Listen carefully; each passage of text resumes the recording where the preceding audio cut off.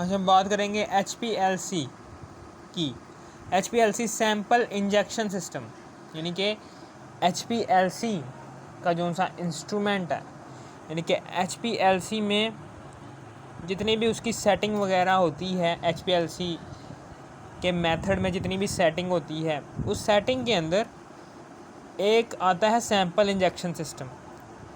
ठीक है ना, ये आता है। पहले हमने HPLC कॉलम के बारे में पढ़ा, फिर उसके बाद हमने पंप के बारे में पढ़ा।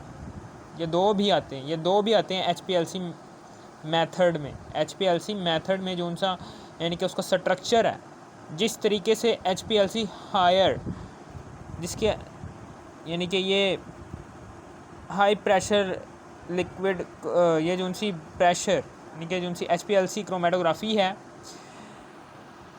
इसका जो स्ट्रक्चर है, उस स्ट्रक्चर के अंदर दो चीज़ें हम पढ़ चुके हैं। पहला जी HPLC कॉलम, ठीक है ना, एक कॉलम था गार्ड कॉलम और एक कॉलम था सेपरेटिंग कॉलम। दो कॉलम्स थे, उसके बारे में डिस्कशन हो चुकी है। पंप के बारे में, यानी कि जिसकी मौजूदगी में, यानी कि हाई प्रेशर के साथ जो मोबाइल फेस को आगे की तरफ भेजता है, उसके बारे में भी बात कर चुके हैं। आज हम बात करेंगे HPLC के तीसरे वाले और सबसे इम्पोर्टेंट स्ट्रक्चर, यानी कि HPLC का जो स्ट्रक्चर है, उसमें जो सबसे इम्पोर्टेंट पॉइंट है वो ये भी है, सैम्पल इंजेक्शन सिस्टम। इसमें क्या होता है, इसमें सबसे पहले तो मिक्सचर आता है। मिक्सचर के अंदर तीन कंपोनेंट्स होते हैं, A, B, C। मिक्सचर के अंदर तीन कंपोनेंट्स होते हैं, A, B और C। तीन कंपोनेंट्स हैं मिक्सचर के अंदर। सैंपल है, सैंपल का मतलब क्या होता है, मिक्सचर। सैंपल इंजेक्शन सिस्टम, यानी कि मिक्सचर को किस तरह से इंजेक्ट किया जाता है during HPLC chromatography. Sample injection system, sample को किस तरह से इंजेक्ट करें सिस्टम के अंदर, उसके बारे में बात करनी है। सैंपल का मतलब होता है मिक्सचर। मिक्सचर के अंदर तीन कंपोनेंट्स है, for example A, B, C। हम तीनों के तीनों कंपोनेंट्स को सेपरेट करना चाहते हैं for the use of this chromatography HPLC। ठीक है ना। तो सैंपल इंजेक्शन सिस्टम, यानी कि सैंपल को इंजेक्ट करवाने के तीन तरीके हैं। ठीक है ना, तीन तरीक़ों से सैंपल को इंजेक्ट करवा सकते हैं। किसके अंदर, HPLC मेथड में जो सा सैंपल इंजेक्शन यूज़ हो रहा है वो तीन तरीक़ों का है। ठीक है ना। वो पहला तरीका है जी सेप्टम इंजेक्शन। इसमें क्या होता है, यहाँ पर तो सबसे पहले हम, जैसा कि नाम से ज़ाहिर है, सबसे पहले इंजेक्शन बनाएंगे, फिर उसके बाद सेप्टम बनाएंगे। सबसे पहले तो हम इंजेक्शन बनाते हैं। यहाँ पर इंजेक्शन कितना मोटा होना चाहिए, इतना मोटा होना चाहिए। ये लो, ये इंजेक्शन बन गया। और फिर उसके बाद यहाँ पर करके ये सिरिंज है,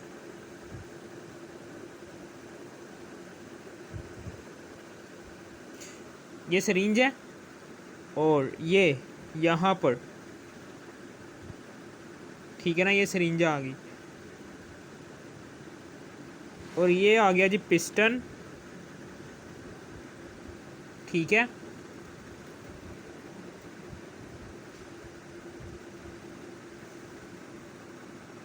ठीक है। और इधर करके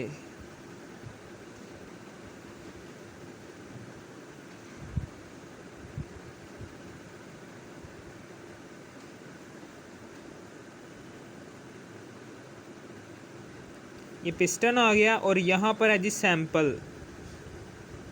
ये क्या है, ये सैंपल है।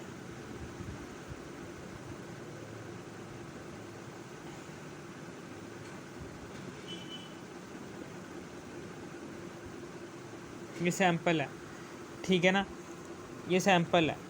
ओके, ये पिस्टन है, ठीक है ना, ये सिरिंज है। और फिर उसके बाद अब हम ये सेप्टम बनाएंगे, यानी कि झिल्ली। ये कैसी झिल्ली बनाते हैं, ये जैसे फ़ोटोकॉपी की मशीन नहीं होती, वैसा ही कुछ सिस्टम होता है इसका भी। ठीक है, घबराने वाली बात नहीं है, वैसा ही सिस्टम होता है ये भी।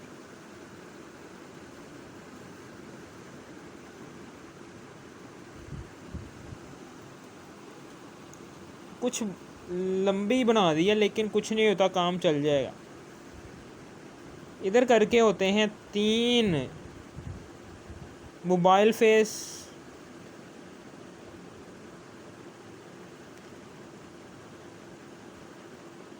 यहाँ पर हम 3 मोबाइल फेज रखते हैं, ये मोबाइल फेज रखने की जगह है। और यहाँ पर करके इधर करके होता है सेप्टम, एक झिल्ली सी होती है। इस झिल्ली के बिल्कुल दरमियान में एक सुराख सा होता है। ये क्या होती है? ये पर्दा सा है, ये पर्दा है। इसी पर्दे के दरमियान में एक सुराख है। हम क्या करते हैं, इसी झिल्ली को कहते हैं हम सेप्टम। और ये सरिंज है। और अब क्या करेंगे, यहाँ पर इस सरिंज, इस सुराख में इस सरिंज को पकड़कर, इस सरिंज को पकड़कर यहाँ पर इंजेक्ट करेंगे। इस सुराख में सरिंज बनाएंगे, सरिंज लेकर आएंगे। ये जो सी सरिंज है ना, इस सरिंज के ज़रिए हम क्या करेंगे, इस सैंपल को इंजेक्ट करवा देंगे इस सेप्टम के अंदर, ठीक है ना। इस तरीके से ये जो सा सैंपल है वो इंजेक्ट हो जाता है इस पूरे के पूरे एरिया में, ठीक है ना। मैंने वही लिखा हुआ है कि first of all the component of mixture, सबसे पहले हम क्या करते हैं, the component of mixture are filled in syringe. सबसे पहले तो हम सिरिंज के अंदर मिक्सचर के कॉम्पोनेंट्स को फिल करते हैं, कि ऐसा मिक्सचर कि जिसके अंदर जितने भी कॉम्पोनेंट्स एग्जिस्ट करते हों, उन कॉम्पोनेंट्स को हमने सेपरेट करना है थ्रू HPLC को क्रोमेटोग्राफी के ज़रिए से। तो हम उस मिक्सचर को यहाँ पर फिलअप कर लेंगे इस सिरिंज के अंदर। और याद रहे कि एयर बबल्स नहीं आने चाहिए, यानी कि हमने यहाँ पर ज़रा सी भी एयर ना आए, यहाँ पर इस सिरिंज के अंदर। जब आप सैंपल यानी कि मिक्सचर को भर रहे हो ना, तो उस दौरान ज़रा सी भी एयर ना ही आए तो अच्छा है। अगर एयर बबल क्रिएट हो जाता है तो क्या होगा, आपका ये जो सी क्रोमेटोग्राफी है डिस्टर्ब हो जाएगी, क्योंकि अब हवा आ चुकी है, अब सैंपल के अंदर हवा आ चुकी है, एयर मॉलिक्यूल्स आ चुके हैं, हवा के मॉलिक्यूल्स आ चुके हैं, जो किसी ना किसी मॉलिक्यूल का साइज़ बढ़ा देंगे, यानी कि मसला हो जाएगा, ठीक है ना, मसला क्रिएट हो जाएगा। इसलिए आपने एयर बबल्स फॉर्म नहीं करवाने सिरिंज के अंदर, not air bubbles form in syringe. याद रहे, ये पॉइंट याद रहना चाहिए, ठीक है। अब उसके बाद अब हम क्या करेंगे, the needle of syringe is passed through the septum. फिर उसके बाद अब हम क्या करेंगे, वो जो सी नीडल है, अब हम उस नीडल को, द नीडल ऑफ सिरिंज की जो सी नीडल है, उसको हम सेप्टम के अंदर जो सा सुराख है छोटा सा, उसके अंदर वो सिरिंज को डालेंगे। और फिर उसके बाद जैसे ही हम इंजेक्ट कर देंगे मिक्सचर को थ्रू सिरिंज इन सेप्टम, तो फिर उसके बाद क्या करना, फिर उसके बाद added into the mobile phase. फिर हमने ये जो उनसे 3 मोबाइल फेज हैं, ये जो उनसी 3 फ्लास्क्स हैं, इनके अंदर मोबाइल फेजेज एग्जिस्ट कर रहे हैं।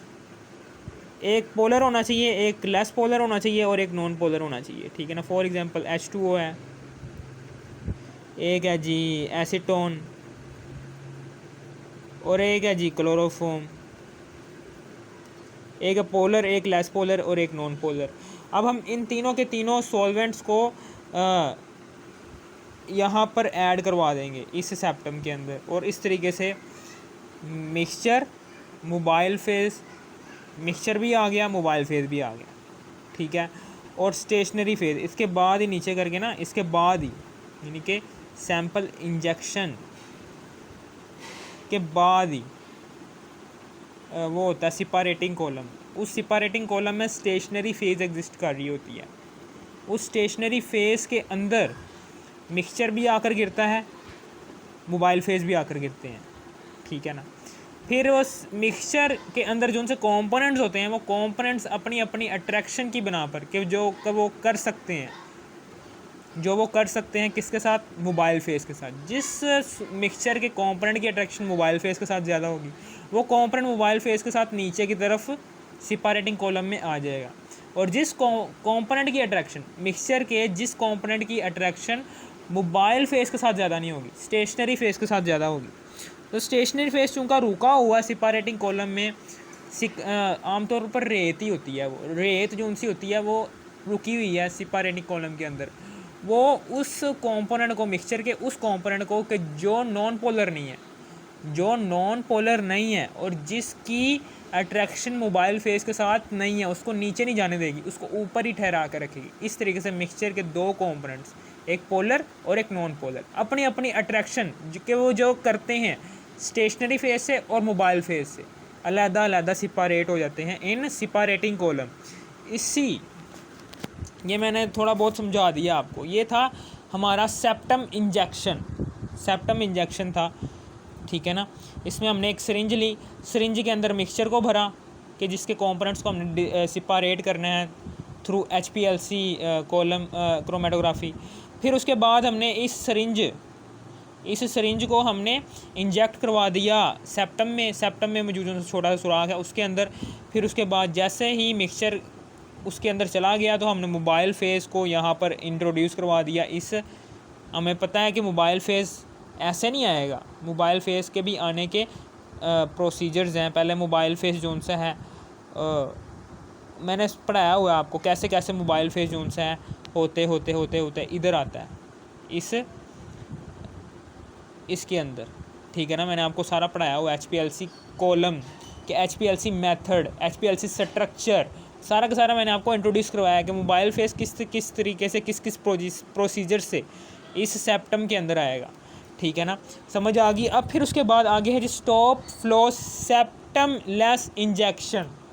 Stop flow septum less injection क्या होता है, ये दूसरा पॉइंट है, ठीक है ना। There is no septum used in this method. इस मेथड में सेप्टम यूज़ नहीं होती, यानी कि मेरे कहने का मतलब यह है कि इस मेथड में ये झिल्ली जो उनसी है ना, ये सेप्टम, ये यूज़ नहीं होगी। ये झिल्ली को भूल जाओ, सेप्टम को भूल जाओ, ये सेप्टम यूज़ नहीं होने वाली। बाकी ठीक है, सेप्टम यूज़ नहीं होगी। इसमें क्या होगा, इसमें हम सबसे पहले मोबाइल फेस के फ़्लो को स्टॉप करेंगे। पहले हम मोबाइल फेस के फ़्लो को स्टॉप करवाएंगे। फिर उसके बाद हमने मिक्सचर को इंजेक्ट करवा देना है इन stop flow septum less injection. इसका मतलब क्या है stop flow septum less injection, जैसे कि नाम से जाहिर है कि सेप्टम नहीं है इसके अंदर और हमने स्टॉप फ्लो किसका फ़्लो बंद करवाया है, हमने मोबाइल फेस का फ़्लो बंद करवाने के बाद इस सेप्टम लेस जगह के अंदर हमने इंजेक्शन के ज़रिए से मिक्सचर को इंट्रोड्यूस करवा देना। जैसे ही मिक्सचर को इंट्रोड्यूस करवा दिया यहाँ पर, ठीक है ना, थ्रू इंजेक्शन यहाँ पर मिक्सचर को इंट्रोड्यूस करवा दिया हमने, मिक्सचर आ गया।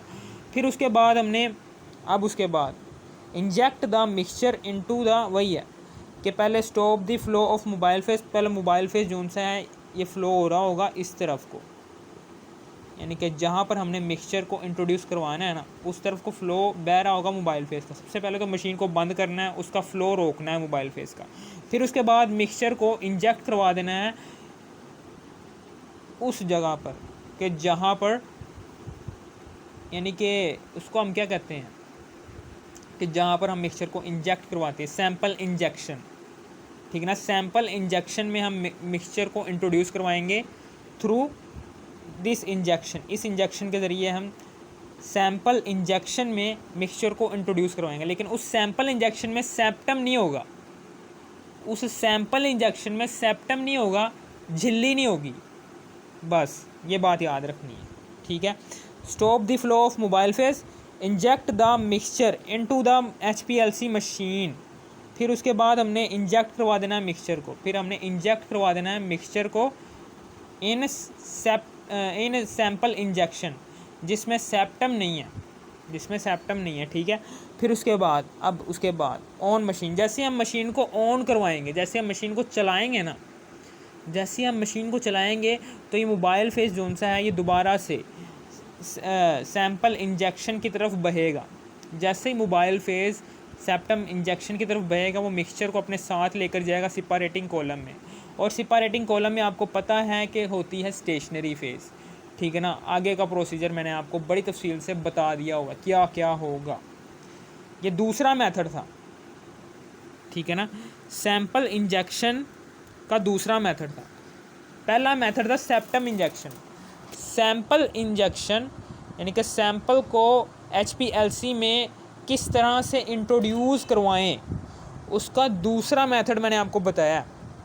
पहला मेथड मैंने आपको बता दिया था सेप्टम इंजेक्शन। अब तीसरा मेथड जो कि बहुत ही ज़्यादा इस्तेमाल होने वाला मेथड है, मोस्ट सफिशेंट मेथड आप कह लो, वो ये है। इसमें हम सबसे पहले तो क्या करते हैं कि ये यहाँ पर करके होते हैं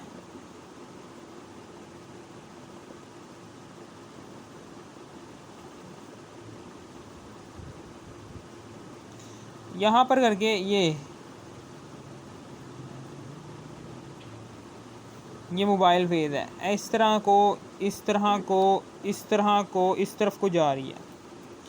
ये कॉलम है, ये बाहर क्या है, कॉलम कौन सी वाली यार सेपरेटिंग कॉलम यार, और कौन सी सेपरेटिंग कॉलम के जिसके अंदर स्टेशनरी फेज़ एग्जिस्ट कर रही है वो, ठीक है ना। यहाँ पर क्या है, ये मोबाइल फेज़ है, इस एरिया में मोबाइल फेज़ एग्जिस्ट कर रही है। और ये वाला जो सा एरिया यहाँ पर हमने सैंपल को इंट्रोड्यूस करवाया, यानी कि वो वाला मिक्सचर के जिसके कंपोनेंट्स को हमने वो वाला मिक्सचर को हमने इस यहाँ पर मिक्सचर को हमने ये इस पॉइंट पर इंट्रोड्यूस करवाना है कि जिसके कंपोनेंट्स को हमने डिस्ट्रीब्यूट करना है थ्रू HPLC कॉलम।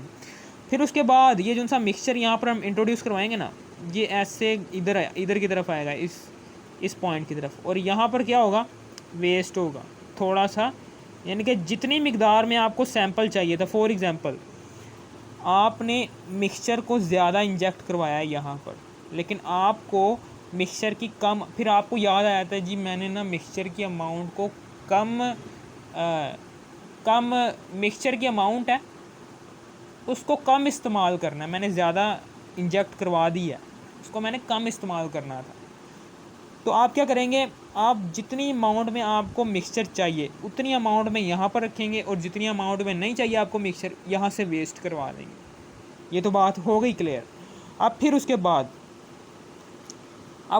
क्या होता है, अब यहाँ पर वेस्ट हो गया, फॉर एग्ज़ाम्पल वेस्टेज हो गई, ठीक है ना। यहाँ पर उतनी अमाउंट में मिक्सचर आपको मिल गया है कि जितनी की अमाउंट में आपको चाहिए इस्तेमाल करना है। अब उसके बाद क्या होगा, ये जो सा मोबाइल फेज़ है, जैसे ही आप मशीन को ऑन करेंगे तो ये सैंपल जो सा होगा इस तरफ को जाएगा, यानी कि जो सा मोबाइल फेज़ है ये इस तरफ को जाएगा, इस तरफ को, यानी कि मोबाइल फेज़ का जो सा चक्कर है, इस एरिया में सैंपल एग्जिस्ट कर रहा है, इस एरिया में मोबाइल फेज़ एग्जिस्ट कर रहा है। लेकिन जैसे आप मशीन को ऑन करते हैं, मशीन का बटन ऑन करते हैं तो फिर क्या होता है, इस सैंपल इंजेक्शन में यहाँ पर सैंपल इंट्रोड्यूस हो रहा है ना, तो इसलिए हम इसे कहेंगे सैंपल इंजेक्शन। इस सैंपल इंजेक्शन वाली मशीन के अंदर क्या होगा कि मोबाइल फेज़ इधर की तरफ जाएगा, मोबाइल फेज़ जो सी है उसकी मिकदार पहले कॉलम के अंदर चली गई है, सेपरेटिंग कॉलम के अंदर पहले भी गई हुई है मोबाइल फेज़ की मिकदार। लेकिन जैसे ही हम मशीन को ऑन करेंगे ना, तो ये मशीन क्या करेगी, ये मशीन की में जो सा मोबाइल फेज़ है वो थोड़ी सी मिकदार में इधर की तरफ सैंपल की तरफ आएगा, और ये सैंपल की मिकदार उधर जाएगी, और अब ये सैंपल जो सा होगा इस मोबाइल फेज़ के रास्ते सेपरेटिंग कॉलम में चला जाएगा। पहले गया मोबाइल फेज़, दूसरे नंबर पर मिक्सचर गया,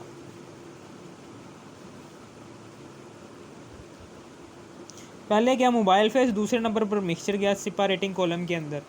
आपको पता है कि सेपरेटिंग कॉलम के अंदर इस तरीके से ये जो सा मेथड है बहुत ज़्यादा एफिशिएंट मेथड है, बहुत ज़्यादा यूज़फुल मेथड है ये वाला, और ये हाई रेजोल्यूशन पावर है। इसके अंदर क्या होता है, इस मेथड के अंदर हाई रेजोल्यूशन पावर, यानी कि मिक्सचर के कंपोनेंट्स आसानी से डिस्ट्रीब्यूट हो जाते हैं, कोई मसला वगैरह नहीं होता। यहाँ पर क्या होता है, जैसे ही हम मशीन को ऑफ़ करते हैं ना, जैसे ही हम मशीन को ऑफ़ करते हैं तो मोबाइल फेज़ की जो सी अमाउंट है वो मिक्सचर की तरफ आना रुक जाती है, जिससे हमारा जो सा HPLC मेथड है वो डिस्टर्ब होना शुरू हो जाता है।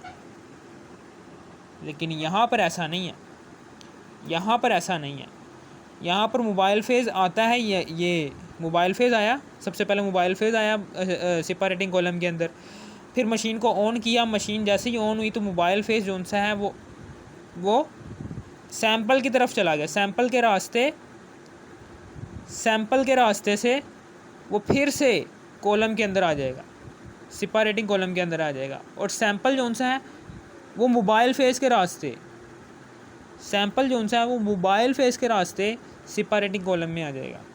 इस तरीके से सैंपल मोबाइल फेज़ इस तरीके से इंट्रोड्यूस होते रहेंगे सेपरेटिंग कॉलम के अंदर। लेकिन यहाँ पर क्या होती है, यहाँ पर जब हम मशीन को बंद करते हैं ना तो ये मोबाइल फेज़ आना ही रुक जाता है मिक्सचर की तरफ। यहाँ पर तो फिर भी आ रहा है ना, मोबाइल फेज़ सैंपल की तरफ आ रहा है, लेकिन यहाँ पर क्या होता है, यहाँ पर जैसे ही हम मशीन को बंद करते हैं तो मोबाइल फेज़ जो सा है ना वो मशीन की तरफ आना ही रुक जाता है। इसमें stop flow septum less injection में मोबाइल फेज़ मिक्सचर की तरफ आना ही रुक जाता है, जिससे हमारी HPLC मेथड जो थोड़ा बहुत डिस्टर्ब होना शुरू है। लेकिन यहाँ पर मोबाइल फेज़ जो सा है वो लगातार सैंपल की तरफ आता रहता है, ये चक्कर चलता रहता है। और इस तरीके से पहले मोबाइल फेज़ गया, फिर थोड़ी देर बाद सैंपल गया, जितनी अमाउंट में आपको मोबाइल फेज़ चाहिए था उतनी अमाउंट में आ गया, जितनी अमाउंट में सैंपल चाहिए था उतनी अमाउंट में सेपरेटिंग कॉलम में आ गया। फिर उसके बाद आप क्या करें, आप इस सैंपल इंजेक्शन वाली मशीन को बंद कर दें, क्योंकि आपको उतनी मिकदार में मोबाइल फेज़ और सैंपल मिक्सचर मिल गए हैं सेपरेटिंग कॉलम में कि जितनी मिकदार में आपको चाहिए थे। ठीक है ना, अब आपकी क्रोमेटोग्राफी सेपरेटिंग कॉलम में हो जाएगी। सेपरेटिंग कॉलम में फिर दोबारा से समझा देता हूँ इसमें क्या, इसमें होता क्या था। इसमें होता ये था कि ये देखिए,